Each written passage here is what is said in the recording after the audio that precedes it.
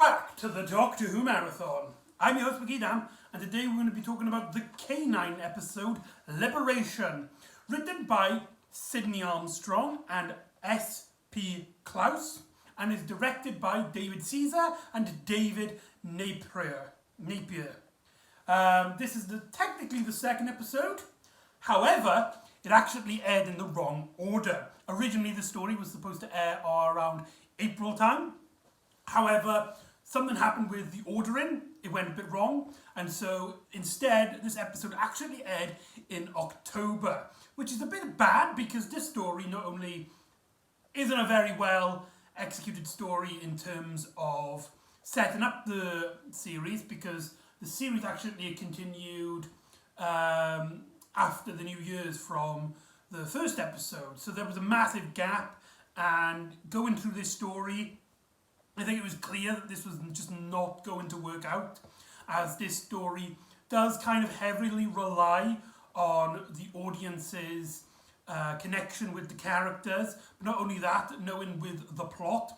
So I can see a lot of people easily turning off, and I can understand why, maybe, or maybe it was because the show, the studio deliberately tried to try and get this show cancelled, because boy, this show is not known for being very good, if we're going to be honest.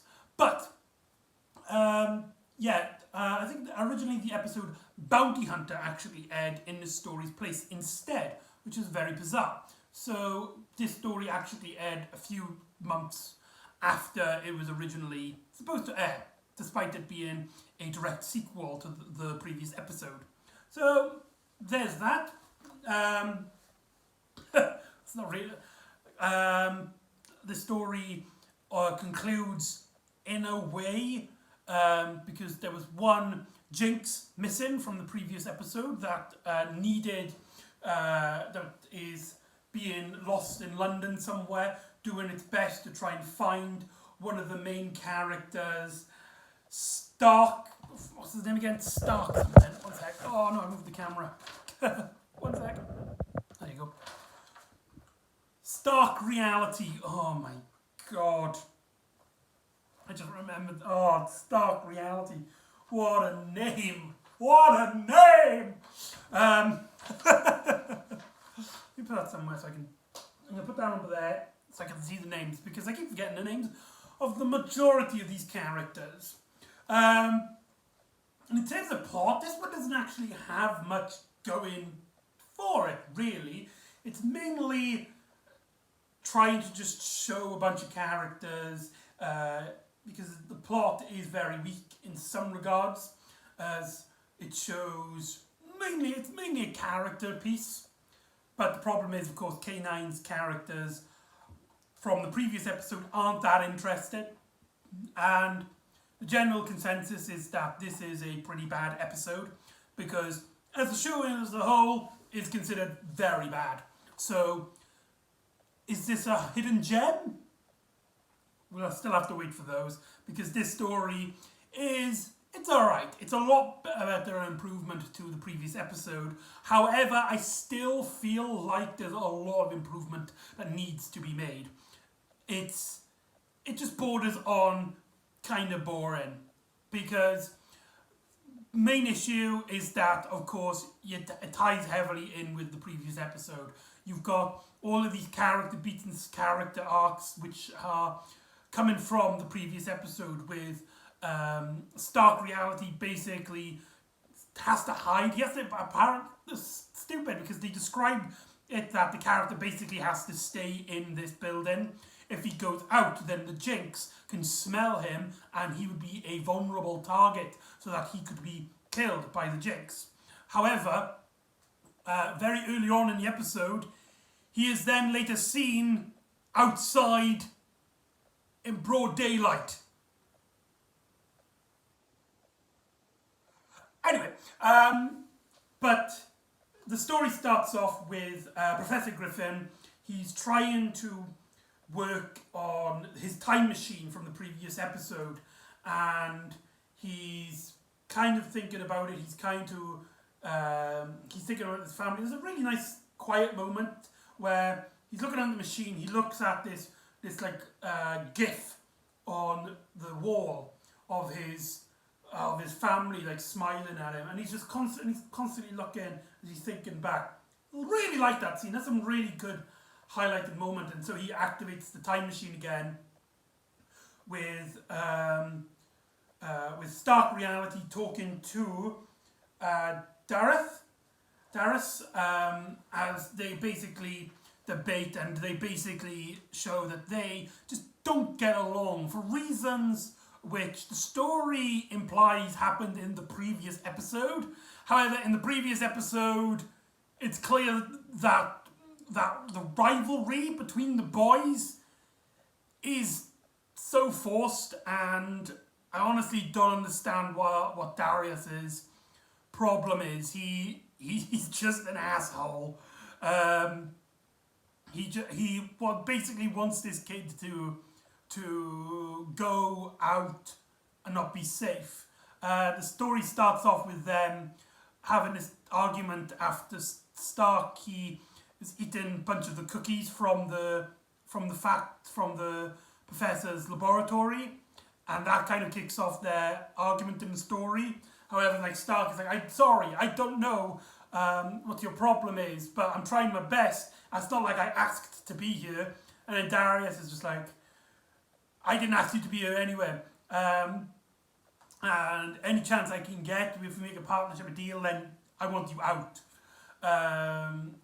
And yeah, but the professor starts opening up the portal again and comes through dangerous, because there's also a scene in which Geordie, the girl character, she comes in and she's just like, I want to time travel. Maybe we can go back in the past. Maybe go back to 2010. Because this story aired in 2010, despite the first episode being aired in 2019. The majority of the series aired in 2010. So that's kind of like a reference to the fact that they could go to modern day Earth. Watch K9, I guess? I don't know. And the professor activates the machine, even though he knows it's a bit dangerous, but only to release 2 mice, 2 rats, and they don't seem to have any issue with the fact that 2 mice from any point in time walk around into the building. When I watched this, I say for the first time, because it was the first time I watched the story for this marathon, I thought it was going to lead into, like, you know, rats from any time, the plague, disease, death. I thought that was going to be the story. I thought that was going to be the plot line. But no, it's just set up for a joke at the end of the episode. And that's it. Anyway, so after the little shenanigans, the characters are talking about like the Jinx and how it's hiding stuff, and K9 tracks the Jinx to a building, the Dauntless Prison. It's trying to get to the Dauntless Prison, a known prison by the Department, this evil organization that is currently a dictatorship over the United Kingdom.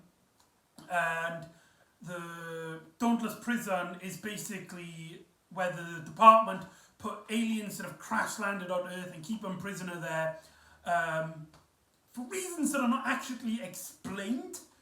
Whether they did it for because humans don't know about aliens, or whether it's dangerous, we don't really get a feel for the Department here, which makes them very weak. Although it is a note to me anyway that the Department here feel a lot like Victorian Torchwood.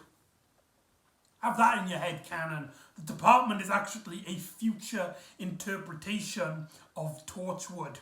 And Torchwood is the main villain of the K9 spin-off series. Anyway, so the characters are debating on what the Jinx is doing. And K9 already determines on what is actually in the prison. A Thoron, No, not moron, Thoron. A alien creature which are known to be known in the galaxy as the arch rivals to the Jinx. An alien race that have been war with them for millennia and will do nothing until one evaporates the other. So basically, it's kind of distracted by the fact that there's this creature instead, so it's not going to go after Stark in that regard. Now, the big question this story needs to ask itself is, why do any of our characters get involved?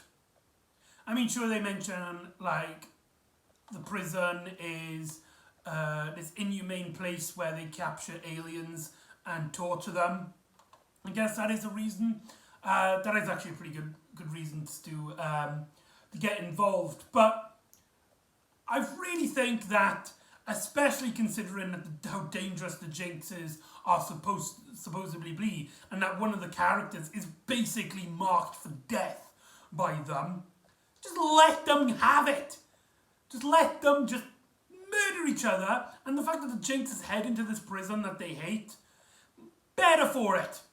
Just let them murder each other, possibly kill a few guards along the way, maybe some prisoners, yes, but most of them would probably escape after all the confusion. There is no point for our characters to get involved, especially when one of our characters, as I keep stating, is marked for death by the main antagonist.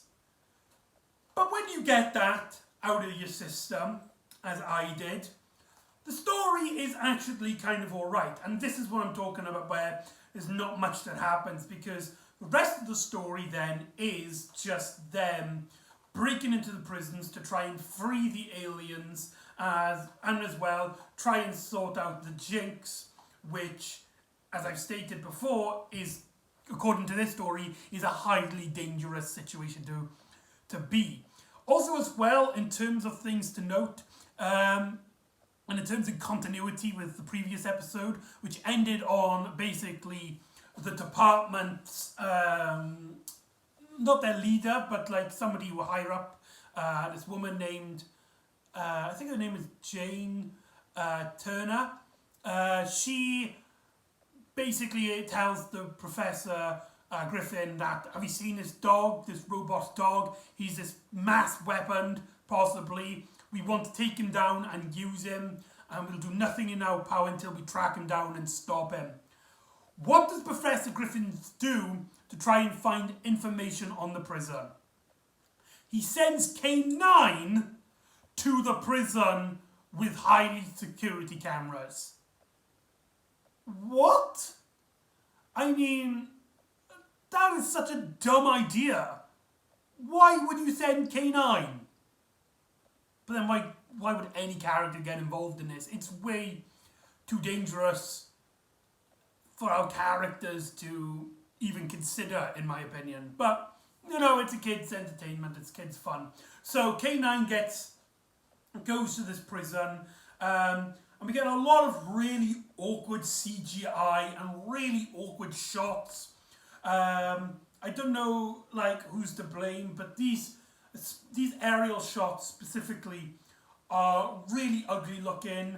There's these ball effects. There's some really great stock imagery of London, even though London is completely barren. No, seriously, where is everyone? Nobody, apart from our main characters, a handful of actors, appear. There is no background actors. You couldn't even get the actors who will play the aliens later on, just dress them up like normal people and make them walk around the street in the background. I don't know. It's really bizarre. But anyway, K9 gets hit, gets damaged, all the while Stark and Darius, they basically team up to go into the prison. I can't remember why they go into prison. They just go to the prison. They want to track down the prison, trying to get some help, help the aliens just in case it's dangerous and stuff.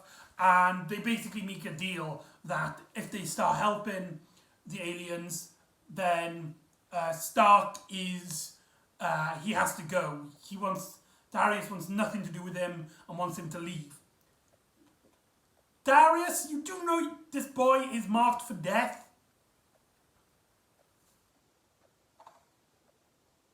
Anyway, so we get a lot of little banter in these, and these scenes are actually not bad. I mean, the acting is still pretty poor through the majority of the series, as I'm aware. But in terms of just like scenes of like a duo, they play off alright. They have a few funny moments, like when Darius, he's basically trying to show off in a sense, and is like, well, you didn't have any plan. Well, it was my plan to come in the sewers, and he kind of puts his hand on the wall and breaks the wall, and Stark can hear some sort of technology, so he's kind of like, this tunnel must lead directly to the Dauntless prison, and you did that by accident, and Darius is just like, no, it was on purpose. I knew what I was doing all along. I didn't fall, I just leaned to push the wall. I didn't collapse into the wall. It's fine. And he got that like kind of banter with him, which I think is kind of alright. It's not entertaining to least, but it's something. It's some sort of story, some sort of trying to get out characters to be interesting in that regard. But it's kind of stuff that you've seen 1,000 times before. You know what I mean? Like the silly duo that don't get together, get along, and through the story they got to learn to like and appreciate one another. But they easily get captured by the department that lock them up with one of the characters believing that basically they're aliens, and locks them up with the rest of an alien with this blue creature who looks like a character from Into the Night Garden. So that's some really cool effects right there. Not. Some of these costumes are so cheap looking. Now, I will admit, I do appreciate the fact that they do actually make costumes. The Jinx now appears a lot prominently in this story with that data motion effect, and it still kind of looks ugly. But I will admit, watching it this time around, I do highly appreciate the fact that they used a costume. And I'm really grateful that they didn't use a CGI monster. Despite that the costume is very, very limited in its motions, I do actually really appreciate the fact that they actually use props and makeups and stuff. I feel like that gives this story a sort of connection to the classic series, where you have this kind of really cheap looking, but you can see there's effort being put into it kind of look, appearance to it, even if it might be amateur compared to what the rest of the world is doing. But I do kind of appreciate these costumes despite how cheap they're looking they are. And some of the sets are so bland looking. Like, I think that's one of the main problems with this show. Not really much of the costumes and the writing, even though the writing is pretty bad for the most part. It's the sets.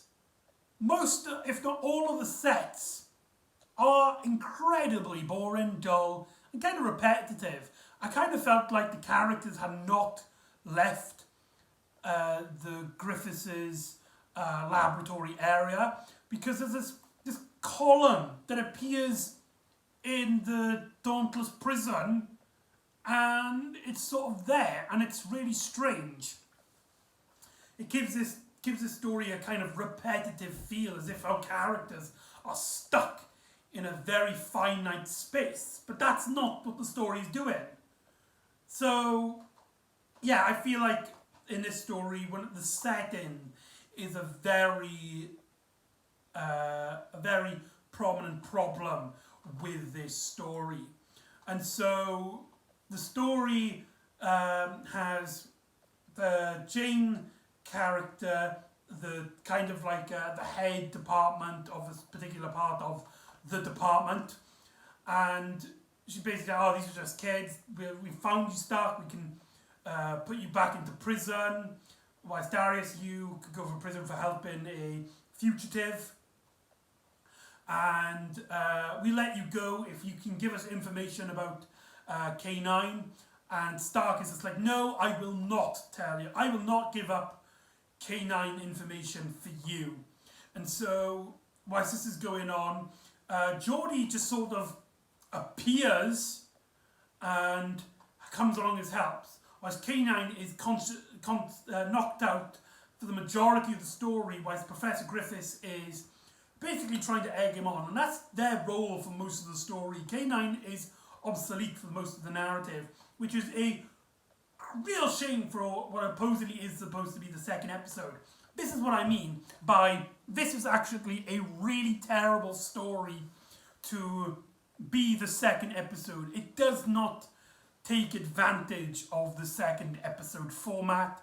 Neither is it a good jumping on point, because remember there was a gap between episodes 1 and what was supposed to be episode 2 through 2009 and 2010. So there, I could see, can you see what I mean by saying when I said this, I can see why this episode didn't air in its proper place.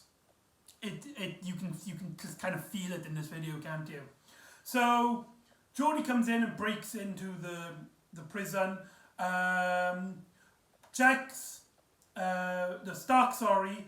He gets separated and gets chased by a Jinx, whilst K9 wakes up, and we've discovered that he used that time to basically detail all the department's defensive system so he can easily get into the prison now, so which he does, which kind of feels really forced and out of place. Like, the scenes do not play in that way, and it just feels like, right, K99 needs to be in the action, and we can't just have him fight the outdoor guards again. We'll have to get him into the prison. So, we just explain it.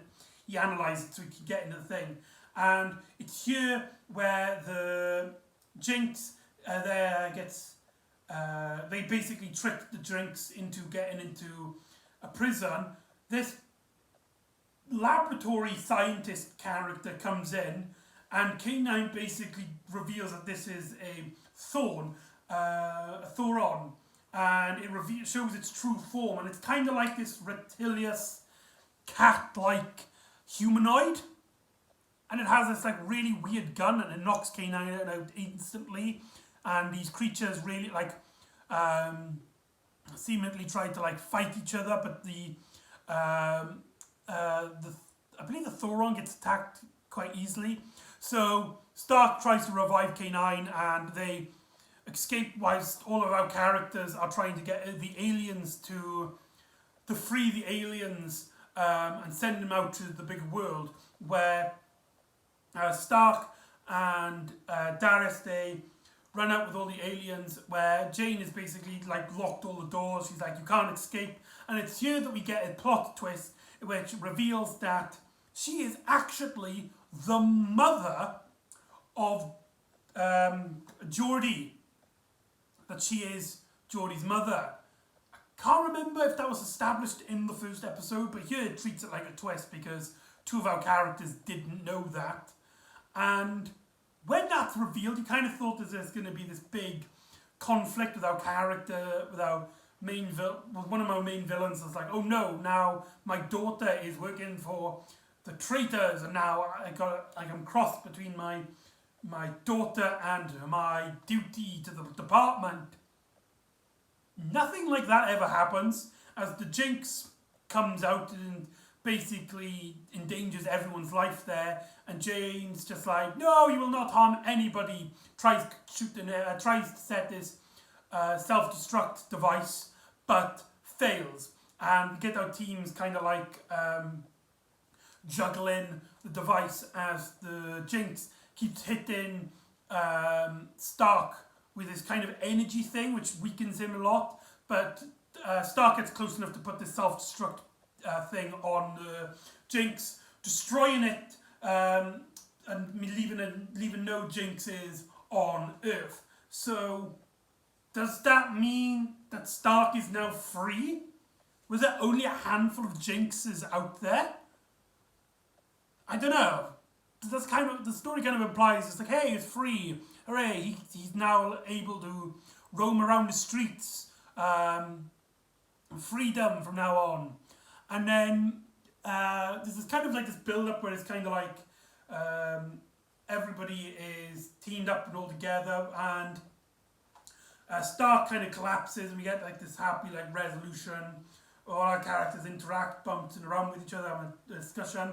The joke with the rat comes back in, where it turns out the rats have been multiplying around the house.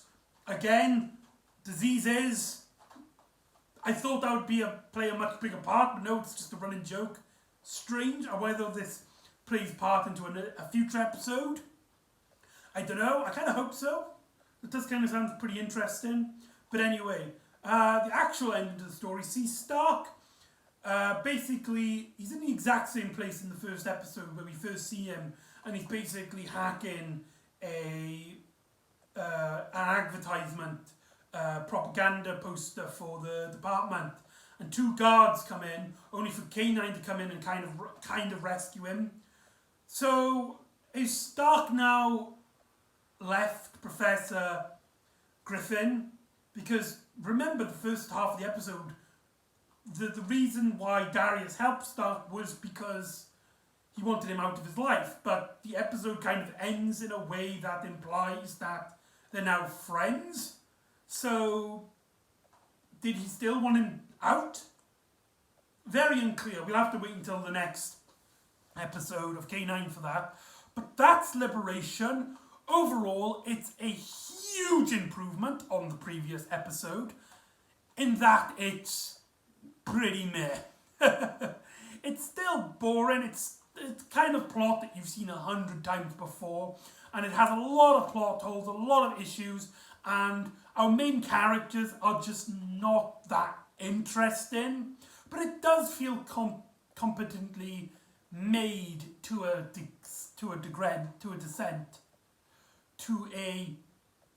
descent. I can't pronounce what I'm trying to say. But anyway, I do think that the costumes and stuff have this kind of charm and cheap quality about them, which I'm now kind of appreciating a bit more now that I'm watching the series more.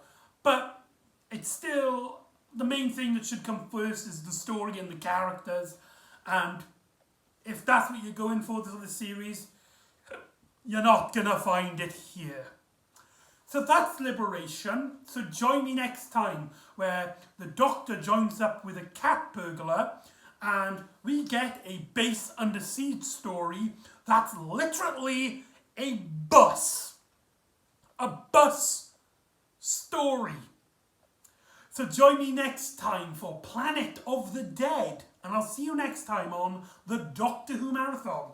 Ta-ra.